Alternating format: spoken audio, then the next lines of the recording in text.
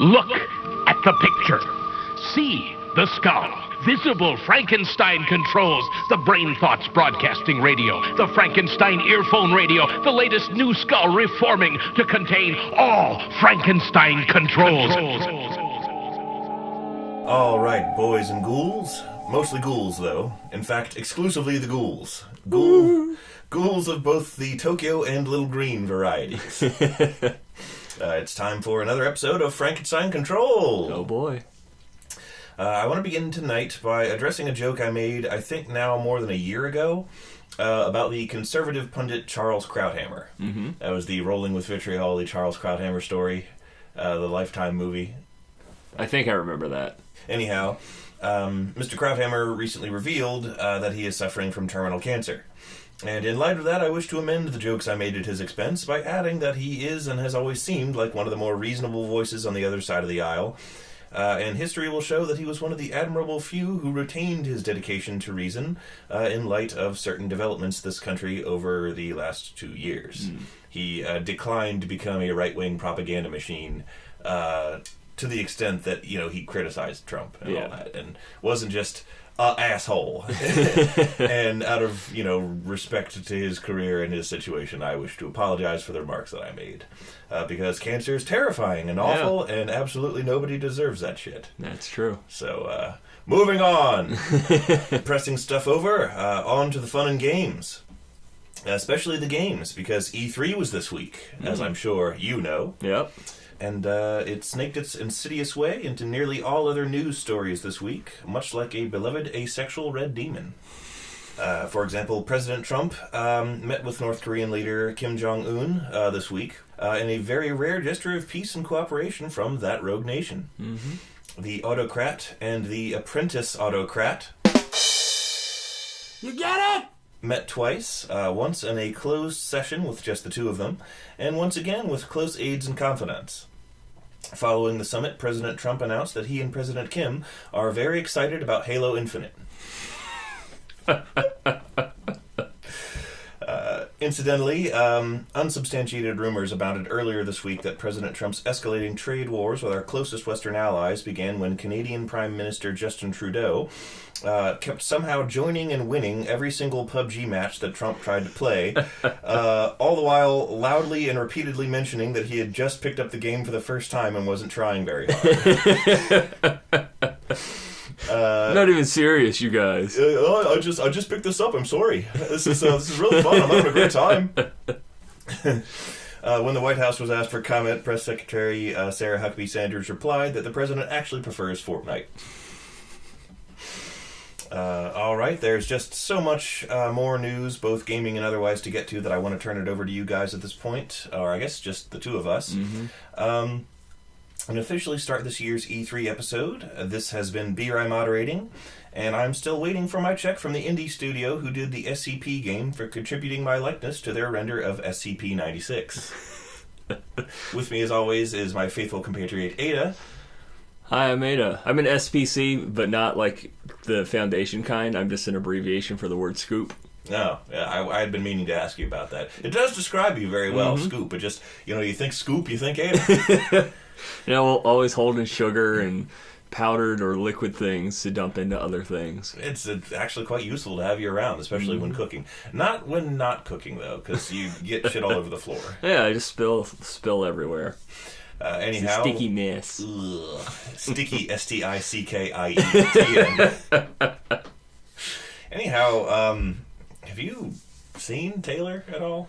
No, I mean, you two guys work together, so I thought you would have seen him. Did he come in today? He did. He left mysteriously throughout the middle of the day. Like, he just kind of disappeared and just kind of stopped seeing him. Okay. And by that, I do mean, when I say he just disappeared at work, I do mean that, in the middle of an otherwise completely normal moment while I was standing near him, you just suddenly screamed and became transparent and faded into nothingness. And I haven't seen him since. Was he clawing at the air the whole time? Yeah, and his own throat for some reason. Okay. Well, I guess, I don't know, we're going to have another nice, peaceful gaming talking episode. We might actually get some topics covered this time. We can actually have a calm episode, and I won't have to edit out all the hysterical screaming I normally have to do. And I don't have to do my traditional apology to the neighbors. Oh my god!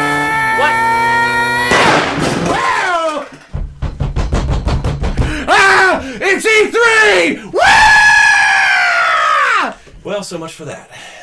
Taylor, is something exciting to you about E3? Ooh! Oh!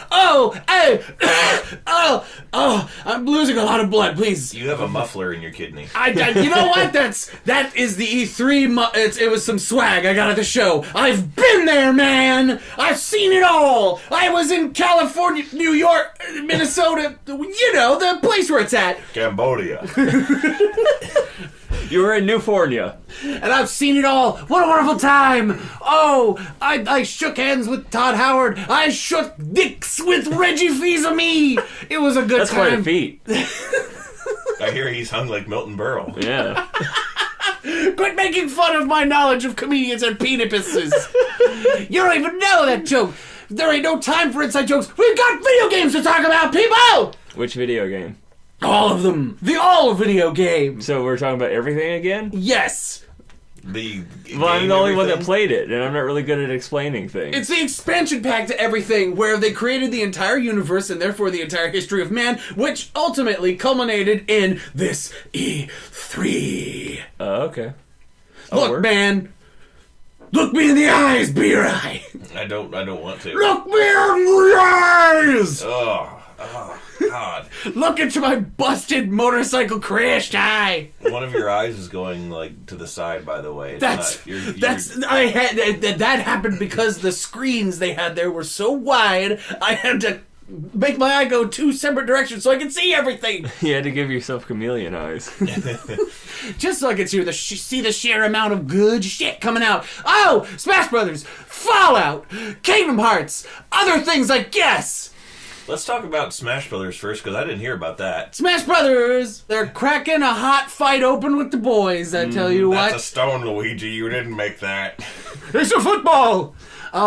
Dude, well, it's big as football, to me. So, Smash Brothers, they had this whole big Nintendo thingamajiggy today, and Smash Brothers was my favorite thing, so I want to talk about it. First off, they had this big-ass video where they're like, we're bringing back everyone. And I'm like, the fuck? And guess what? They brought back everyone. Snake's back. Really? Snake's back? Snake's back. Snake's on a plane. Okay, first off, I do have one problem with the everyone's back video, because they're like, everyone's back. And then the squid kid from Splatoon was in there. I'm like, hi, wait a minute. What is the Squid Kid's special move other than shooting you with a real gun? Well, I mean, just, if your theme is everyone is back, why are you showing a character who is new exclusively to this game? Yeah. But, you know what? Semantics aside, Snake's back, Sonic's back, my home busy boy Mega Man is back. Sonic never left. Sonic left our hearts. Is Shadow or Tails finally in? No. What about my original character? Yes! They have a game for that. Your original characters are back! The Ice Climbers return! Wait, really? Yes, the Ice Climbers. Cool. The Ice Climbers are back. Are they together now? Yes. Okay. Wait, what? One of the issues with why they weren't in the newest one was because the 3DS couldn't handle having the two characters split up that way. Oh, interesting. So like that's why they weren't in it at all. Oh, so now this is for the Switch, which isn't a gimped console. So they don't have to bow down to the unholy handheld overlords anymore, because they are a handheld console. And they are a TV entertainment console. And they are a friendship-ruining console, because guess what? Smash Brothers is the #1 way to fucking piss me off more than anything else. I thought that was Mario Party. No, Mario Party is so infuriating that it's just funny. Smash Brothers is just that right level of infuriating to me, where it's like, haha, you know, like, there's a certain, like, valley where you get to a point where you're like, I don't want to do this, and then across the other side is, this was fun, even though it was aggravating, it was so funny. That it was so aggravating it was funny, but deep in that valley is Smash Brothers existing down there, where it's like, no, you wasted your life, fuck you, like, it's awful. Smash Brothers is always way too much fun, and like, you know, for me to take it that seriously, like it's just fucking fun. Steven and I used to pop on like the 99 Lives thing and just pick our two favorite characters and just like wail on each other for hours. It's definitely one of those things where, like, Mario Party, there's so many elements of chance that there's no. Like, yeah, you could take things personally, but Like, you shouldn't, because Yeah. it's all just goofy. It's Smash Brothers, for God's sake. It's all just goofy fun. Not That's, that's Mario Party. That's You don't all have to that. ruin an economy over it. No, Smash Brothers has just enough skill involved in it to where like you're gaming with other people, and guess what? When you're the friend who's actually bad at games, and all your friends around you are good at games, Oh, yeah. it suddenly becomes this Very apparent. yes, exactly, the gap of your, albeit incredibly useless skill. Becomes very apparent in front of everyone, and you're just like, no, fuck you, and then you just turn into this fucking child. You do it. I turn into this fucking child. What do you mean turn into? Ah, that's a good point. Speaking of childlike wonderment, Yes. fucking Kingdom Hearts dude. Yep. I know Kingdom you're excited Hearts. for that. I've been screaming and I've been memeing. I know that some people are a little bit nervous about Kingdom Hearts. The Frozen thing, I want to just say that the reveal of the Frozen level, well, at first I was like, oh boy. I did not get as upset about it as some people I know. Oh, And lordy. I'll be goddamned if the gameplay, it's almost like they said, here's Frozen, but wait, hear us out here, and then they immediately showed gameplay footage of the Frozen world, and it looks fun as shit. Yeah, Yes. like the skating around and the slide, like I didn't see a single thing that I didn't want to do immediately. Exactly. Yeah, they knew exactly what they were doing. Yeah. How to bat away all of the naysayers quickly by going, but you can skate around on ice skates made of swords, and it's a good time. Have fun, kids, with your special ice powers. I know some other people have gotten nervous because in some of the new footage they released today at E3, it looks like there's a Song of the South world. What? Stop And, that! I don't know. People are just wondering how they're going to incorporate that. And Cut that out. One where, It's going to be the hub world that you go back and forth to constantly. yeah. And there's another one where it appeared that, I don't know, the crows from Dumbo were in there. And that's Stop making it! people just a little bit nervous. They don't know how they're going to salvage that. I hope it's tasteful. I don't know, maybe they got Keegan-Michael Key to voice them. I don't know. Oh my god. None of that is real. People at home do not believe the B-Rye. He's a fibber. He's telling fibs. Before we completely go away from... The racism. well, no, not racism. Well, yes, racism. I do want to leave racism. Don't we all? I was going to say before we move away from... in order to leave racism behind, I want to go and revisit real quick Smash Brothers. Okay, sure, yeah. This is semi-related. There's a brand of something that I see all the time at work and in other places too, I think. Mm-hmm. Now, to pop a disclaimer on here, I want to clarify this is a fashion brand of some sort, of which I've seen branded bags, cases for glasses, things of that nature. I don't know anything at all about the manufacturer of this brand. I have no idea who, what any of their brand imagery is, if they have any people, like, sponsored and, like, appearing in ads for this brand. I've deliberately not educated myself about this brand at all, specifically to continue with the humorous interpretation of it that I've crafted. The brand is called DKNY, and I refuse to believe that it stands for anything other than Donkey Kong of New York.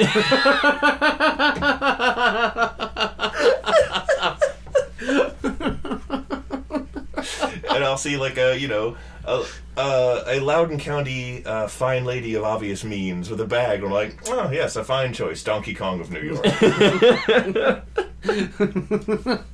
Now, better one or better two? No work talk. Hey, yes! Enough talking shop! Thank you, disembodied voice. Yay. Whereas we gotta talk about fucking Kingdom Hearts because I said so! Do it then. Okay!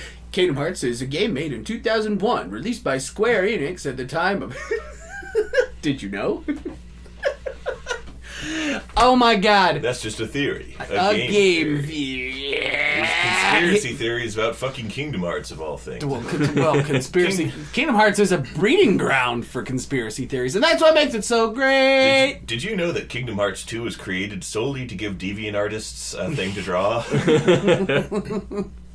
I believe it. And this game is no farther from that truth, because god diggity damn, I'm fucking astounded by that. Everything I've seen about this game looks amazing. Like, Let me take you folks back.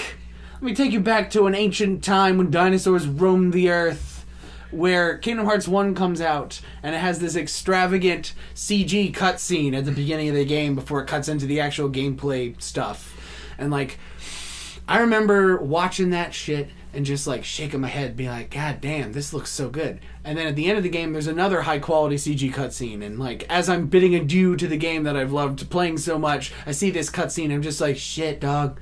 Someday, video games are gonna look like that. Yeah, now Kingdom Hearts looks better than that! Kingdom Hearts 3 looks better!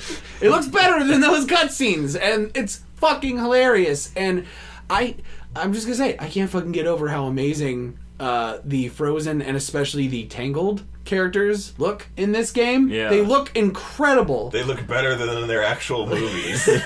Like, pretty much. Pretty close. Like, wow.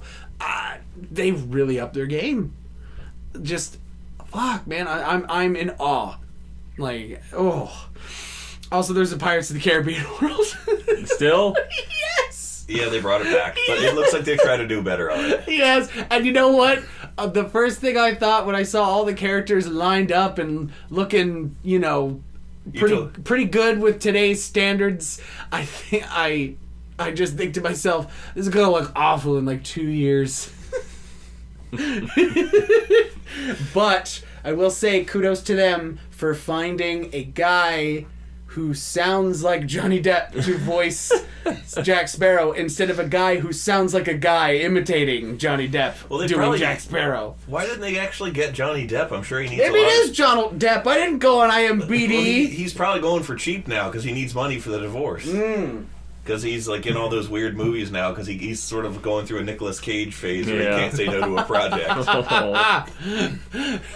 Okay, you forgot one very important thing, mate. I was in the Lone Ranger. I am desperate.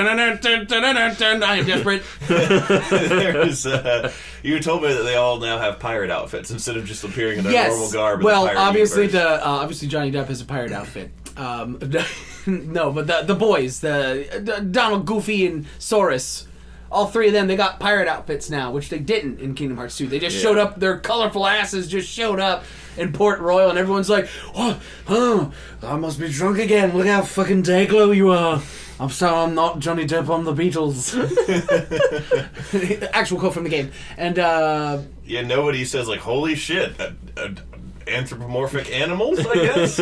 But yes, Sora, Donald, and Goofy, they have pirate outfits, and, like, Sora's got grease and grime all over him like everyone else in those movies. Rowdy dirty boy. It's like Game of Thrones. Nobody in that movie has ever seen a bathtub. Yeah. So, like, I'm glad that reflects it. What I'm not Gosh, I got scurvy. Single goof tooth falls out. Ron Perlman picks it up. No, like, the thing I'm not 100% on board for is that, along with their pirate outfits, Goofy and Donald both have like these like more detailed than normal eyes. Oh, It is really spooky. It's like, oh god, no! But this can't ruin a good time because all the shit that was shown in these trailers looks amazing and fun. And I can't fucking wait. And also, Aqua has succumbed to the darkness, and I'm scared. Because I saw that shit the first time she turns around, she's like, you're too late. And I'm like, oh! Not the only good character in Birth by Sleep! No! And, I hope that gets resolved in a semi-peaceful manner. It won't. It's just, I'm fucking stoked. I'm so stoked for Kingdom Farts. That I Kingdom farted. That's what the smell is. Well, it smells like JRPGs and Keyblades. What happened to Aqua's two friends, the fight boy and the one who has to go to the Sylvan Learning Center? The fight boy got turned into a night boy. Both in the KN sense and in the just N sense. Yeah. And then the Sylvan Learning Center boy is he's the one having the autistic dream of Kingdom Hearts, and this is all just his fantasy inside a snow globe. Yeah. If any of you actually know what I'm talking about, you deserve a cookie. Well, one last thought before we leave the pirate world. Before we board our gummy ship, which are coming back. Ooh, I'm happy about that. I've missed gummies for so long, have I? You've missed gumming. You gotta gum all over the PS4. He's gonna prematurely gum.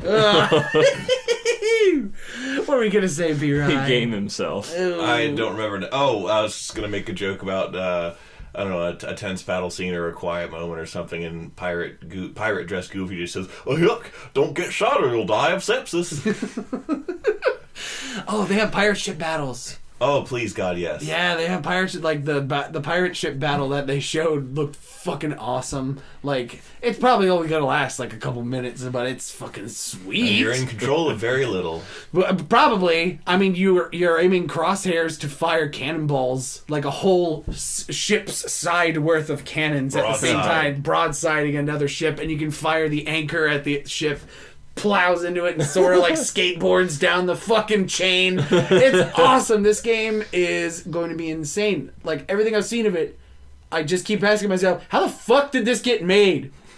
How the fuck did this get made? Whose dick is Nomura Sakin His own. so tenderly right now to get as much resources as what's being poured into this goddamn game? I'm literally bereft of an answer. I don't know.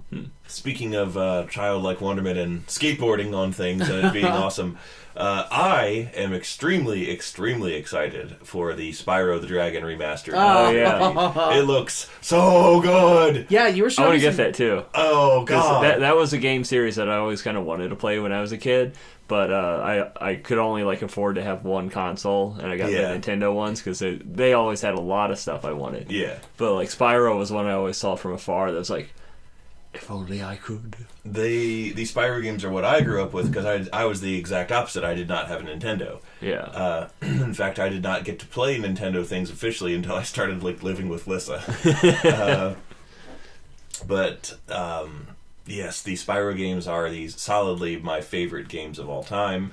They're hugely nostalgic for me. And I sincerely hope that they keep all the music and all the stuff like that. But I've been looking at some of the updated areas and enemies, and every picture I see just makes my heart swell with a joy that I have not felt in quite some time. You showed me some screenshots. The game just looks like a goddamn like cartoon that people would put into theaters or whatever. It looks amazing. It looks better than what's on like the Disney Channel in some situations now. It's better than the horrifying Truckiverse. Yes, it's much better than that horrifying Truckiverse. I don't know what madman's fevered nightmare begat that Truckiverse, but that is, that's bad. Truckiverse. There's some show, I don't know, Douche Diesel and the Mighty Machines or something. It's a kid show about these trucks that talk and drive around, and it's like Cars but dumber somehow. Yeah, and I mean, I'm sure I would love it if putting it on made my kid shut up so I could do things like play Spyro. You raise a fair point. But I was just sort of watching an episode, and one of the trucks was experiencing legitimate difficulty interacting with an object you would need a hand for. And it was slapping at it ineffectually with its wheel. And I was like, this is some Kafka shit right here.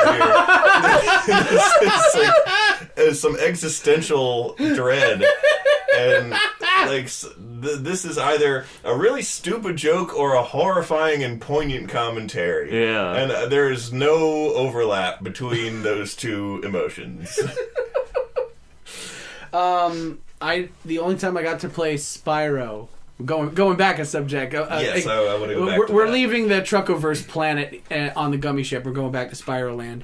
The only time I ever played Spyro was a demo disc that my cousins had on their PS1, and we played it all the time. And being a simple child, I was so fixated on like incredibly pretty gemstones you could collect in that game, and I was just like, I want gemstones of my own. They're super satisfying to collect. I don't know why. That was back when you did that in a platformer game. Was run around and collect little things on top of the combat. You play as a funny little guy and you pick up gems. Yep, exactly. So it's a proper video game. You know that it is. The purest form. I just hope that they next-genify the gems too, so they're even more appealing. I'm sure they did. What I was going to say about skateboarding, though, was Spyro 3 abruptly, and in retrospect, looking back as an adult gaming critic, if I can call myself that. You can't, but go on. Exactly. It's sort of None of us can. It's sort of ham-fisted skateboarding into Spyro 3. It's just like, oh, that's a thing you can do now in Spyro the Dragon. Skateboard. Here's some skateboard areas of the map where you can do that. Hey there, kids! I'm the new dragon! I want to say that it was fun as shit. That is the most fun skateboarding in a game. The skateboarding around in the Spyro game, and the trick, you could do a surprising amount of tricks for like a little gimmick that was slapped into the Spyro game. Yeah, like you could actually have a hell of a lot of fun with it. And it was better controlled and more fun than any Tony Hawk game that I have ever played. Even Tony Hawk Pro Dragon? Yes. Even Tony Hawk Bad Dragon? No. I have a story about that. Oh, no! I was at work one night, and I'm ringing this guy up, and I notice on the front of his shirt, like above the pocket, it says Bad Dragon. Oh, no! No! Can I see the back of your shirt? And he turns around, and it's like what you're expecting. It's like a very anime furry style dragon. Oh, no. And he's like, yeah, dude, you know what this is? I drew this. Oh, no! And he and his friends were in for like some convention that was around. I guess displaying their wares. I don't know what kind of convention. Well, I'm glad I was not here for that. I'm glad I was at E3. You can find what kind of convention by picking up a copy of the local newspaper and searching for a story that ends with "Raided by Vice Squad." Speaking of raiding, there was another thing at E3 that I'm sure everyone who knows me is curious about my opinion on, because Lord knows I love me some Fallout. And the Bethesda panel happened, and Doom looked nice. But yeah, Fallout 76. So that is the big head scratcher of like the year for me right now, because I want to be super duper hyped for it because it's fucking Fallout, and I'm the Fallout fanboy. 1,000 plus hours in Fallout 4. God help me how many hours I've put into New Vegas, the best Fallout game. And this Fallout 76, for those of you who don't know, it's going to be not quote-unquote massively multiplayer online, but it's going to be multiplayer online. And I'm not sure how that's going to go. I'm less excited and more just curious at this point, because I can't bring myself to be excited. Just because over the course of the last year, I bet some of you listeners at home might remember me talking excitedly about the Bethesda Creation Club and what an interesting concept that might be. And oh boy, here's hoping they don't fuck it up. Spoiler alert, they fucked it up. Yeah, that kind of a huge disappointment. Really left a bad taste in my mouth. And just, revisiting New Vegas made me realize what I love about Fallout in the first place and all that kind of stuff. So, not to be a downer, but I can't be excited about this game. But I can be interested in it, because it's an interesting new direction. Because think of it. Think of all the it's about the implications. So, like, VATS, right? Everyone knows anyone who's played Fallout, any of the 3D Fallouts, and the 2D Fallout, you know what VATS is. How can you have that in an online medium where people exist in the same timeline? When you use VATS, it stops time. Oh, yeah. How do you stop time in a multiplayer game? You can have it be like one, I've seen games where someone does like a charging crit or something and they're frozen for a minute, everyone else can move around. It could be like that, maybe. Maybe, but I don't know. It would get really obnoxious because as our Lord and Savior slash Eternal Punisher, Todd Howard, our very own Randall Flagg. Our very own Randall Flagg, Todd Howard, said, this is not going to be a game where you play with thousands of people. Mm-hmm. This isn't going to be a game where you play with millions of people. This is going to be a game where you play with dozens of people. Mm. So it's just like, a few dozen people populating a world basically 4 times the size of Fallout 4. And they're making bases and shooting up stuff and exploring shit and getting loot. And so is it going to be multiplayer in the sense that Minecraft is? I think. I mean, that's what it's kind of like. You just join a server and then that's where you go to play. I have absolutely no clue because Todd was like, when you play this game, you aren't even going to see servers, and I was like, the fuck. So I have no idea what they're going to do. I have no idea. I was bracing for the impact of all of this, so I did not prejudge the thing at all. I was just like, I'll wait to see what the announcement is. It sounds kind of cool. I'm interested to see, where they take it. My own favorite franchise, obviously, being Elder Scrolls. I'm ambivalent, largely, about Elder Scrolls Online. I've avoided playing it, but I've also thought about maybe getting it because it kind of sounds, it's fucking around in the same lore-friendly universe that I've come to love over the years. So I highly doubt that I would play Elder Scrolls Online and not have a good time. But it's just like, do I want to do that? Do I feel like getting myself into that? So we'll see if that's the case with Fallout. It might be cool. It might be something I pass on. But, I'm excited to see what it's like. I'm interested in seeing. I'm not exactly excited because thinking about how all this stuff kind of works, maybe they'll go the ESO route. And, you can solo the whole game because Mr. Howard, Lord Howard... Grand Torturer Howard said you can do the whole game solo if you want, and that's kind of like ESO where you can Elder Scrolls Online.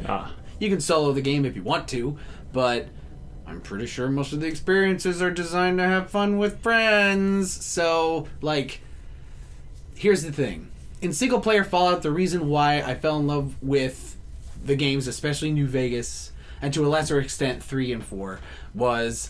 There are these awesome stories where you have this incredible impact on the world, and it's more than just going around horse blasting people, collecting loot, and, building ornate vases next to your Fedora museum that you nuke.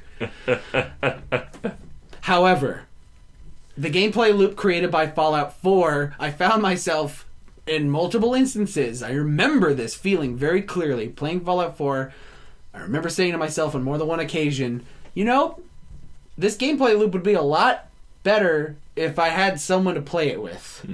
If I could enjoy this world with not more than just me or Nick Valentine. Yeah. It would sort of just be like having a companion, only the companion was, me or Lissa or something. Exactly. And that is what intrigues me about Fallout 76. Or if you remember Red Dead Redemption, we'd run bandit bases together and have some co-op action going in the massive, world that we were all sort of in at the same time. I remember when games started, flirting with this idea to begin with. I think it started sort of with Fable 2, when they're like, you can invade each other's world and check it out and stuff. And I explicitly remembered paying attention to when Steven was playing and not playing when he was playing, because of his heartfelt, believed promise to invade and, quote, fuck up my world. You got a good thing going? I'll be like, hey, Mira, what's going on? I'm going to wreck it up and light shit on fire and murder people. Nice town you've developed a reputation in. That actually raises a very good point. There was a thing that made me go, oh, no. Because the game is going to be heavily revolving around building bases with your friends and establishing, territories, essentially. Yeah. Mm-hmm. And there is this thing where throughout the world you can loot off of bodies randomly, or maybe not randomly, I'm not sure, these single parts of a launch code. And if you loot enough of these launch codes, you can find a unified launch code to one of several silos in the game where you gain access to launching a nuke and absolutely real, actual flying interballistic nuking a place in, the world. Yeah. And that actually has real life consequences. And in the keynote, he said, oh yeah, so when you blow up your enemy's base or a place you just don't like, it'll blow up, completely transform the area into a fallouted version of that area, destroyed and all that stuff. And what'll happen is, if you go to the bombed out area, it will have created new resources that you can't get anywhere else in the game. And so at that point, I'd ignored that portion for the most part because I just dismissed the nuke thing as like, oh great, now griefers have the ultimate weapon in their hands. Just like in real life now. Yeah, can't wait for mini Trumps to blow up my settlement but they're gonna blow up my Fedora museum. But then I watched a couple of videos, and one guy had this really good insight, which was, so there's this thought process that I have, which is people are gonna find these nuke codes. And what they're going to do is, this is not going to be a way to grief. This is going to be a way to set up really fun events where you see a fucking nuke go off. Everybody who's playing on that server is going to be like, it's a mad dash to the crater! Oh, yeah. And so there's going to be this, if you're on a populated, world, there's going to be all these people rushing to this fucking crater. They have their best weapons. They have their best armor. They're going to come a-running. And you got to compete with everybody to try and get this gold rush. And that got me a little excited. Almost excited as I am to end this episode because I fucking hate you losers. I'm going back to E3. Reggie, give me that dick. My body is ready. Did that just happen, Nada? I don't know. Just like every other day. Now even you know I am a menace. I hand you the secrets to save the entire human race and the entire universe. I'm Todd Howard, and I have a small penis.